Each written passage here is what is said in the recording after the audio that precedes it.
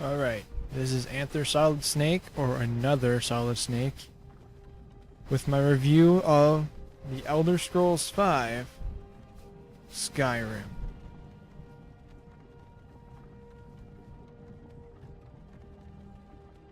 When you first start the game, you'll notice right away the change in scenery from Oblivion.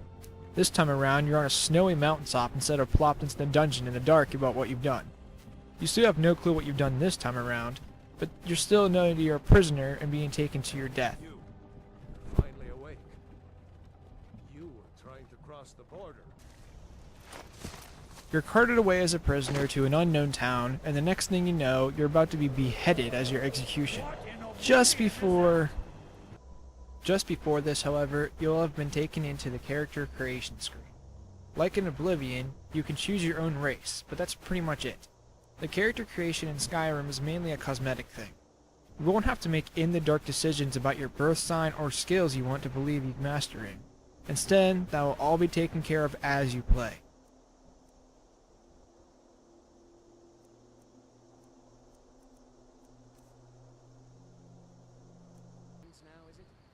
It won't be too long before you're actually exploring your first true town, and you'll notice the detail increase this time around. Bethesda really worked on the graphics on Skyrim, adding a new feel to the world. It'll kill us all, and then you'll believe me.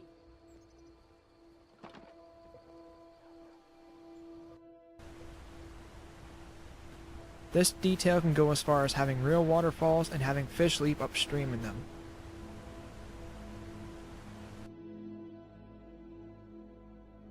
The most notable graphical increase on the PC version is the draw distance of the world, especially with full settings. It can be very impressive.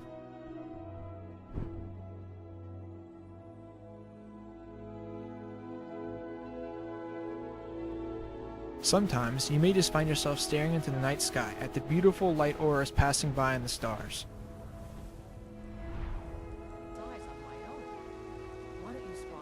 Bethesda also worked on adding more life to the towns, by not only having better looking character models, but having them act more lifelike by having relevant conversations and doing chores other than sitting and pretending to eat. They also add outside marketplaces where people will gather and talk, and also have children running around the town to give the world a better sense of realism. I work with my mother. We sell fruits and vegetables. It's fun most prices. Conversations you have with these NPCs have also improved. This time, you're remaining your perspective instead of getting a creepy zoom-in camera on their staring eyes. You'll also have limited control of the camera and notice the world still progresses during the conversation instead of pausing like in Oblivion. The NPCs outside the conversation will still walk about their day and continue to do whatever it is they were doing in real time.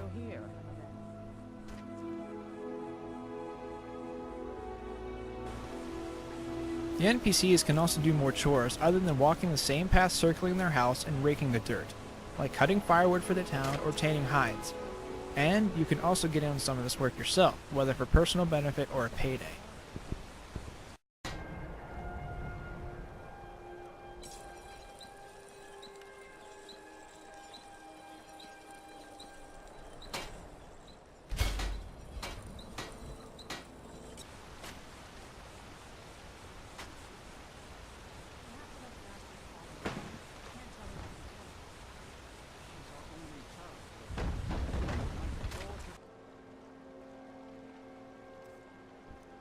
The menu system has also changed, for better or worse.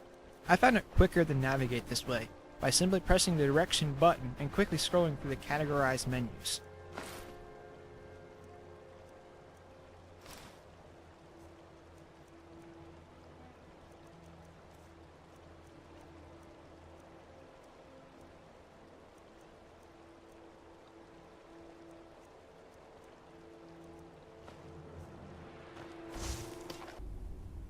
Another easy thing to navigate in Skyrim are the caverns and dungeons. Unlike in Oblivion, where each cave may have slightly changed the layout with the same textures, Skyrim has rather varied areas to explore, each feeling and looking different than the last.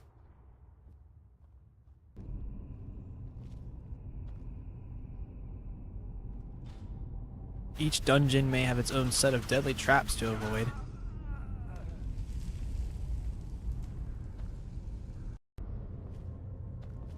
and puzzles to solve. The puzzles seem to usually have a simple answer, which you may find laying around in or about your surroundings.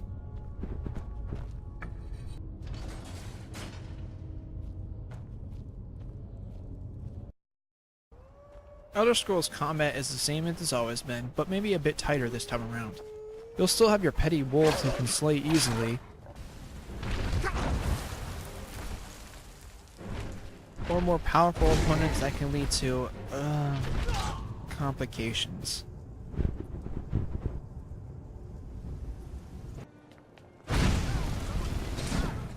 However, there are awesome improvements like the ability to dual wield magic and a one-handed weapon at the same time, or dual casting spells, or use two weapons or a spell and a shield.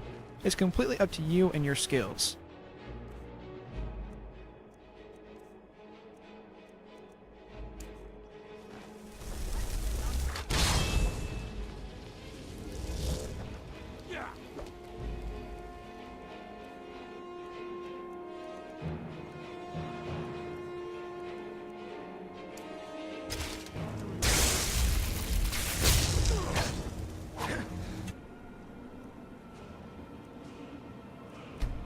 Earning these skills is done through a skill tree taking place in the stars. Each level up, you pick an attribute to increase and then a skill to gain or improve. This is done through a skill tree in space at any time you choose after leveling.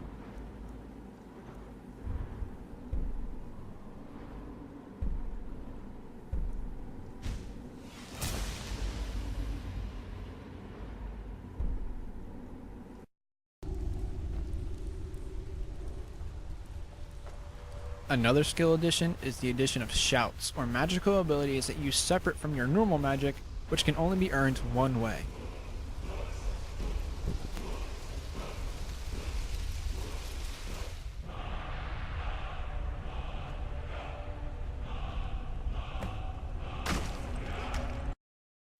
Which brings us to our next obvious addition: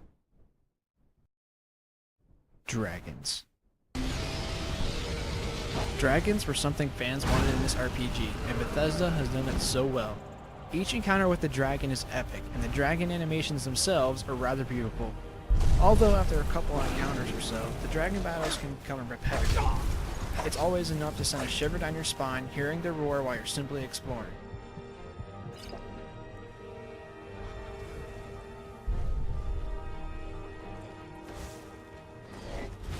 Skyrim is an absolutely beautifully created game that you can sink hours upon hours into. It is a game with its flaws, but doesn't stop it from being worthy of multiple playthroughs, and much praise to Bethesda for an absolutely amazing work on their video game. There's so much to do, so much to see, and I'll get into even more detail with it in the review of the Elder Scrolls V Skyrim Part 2.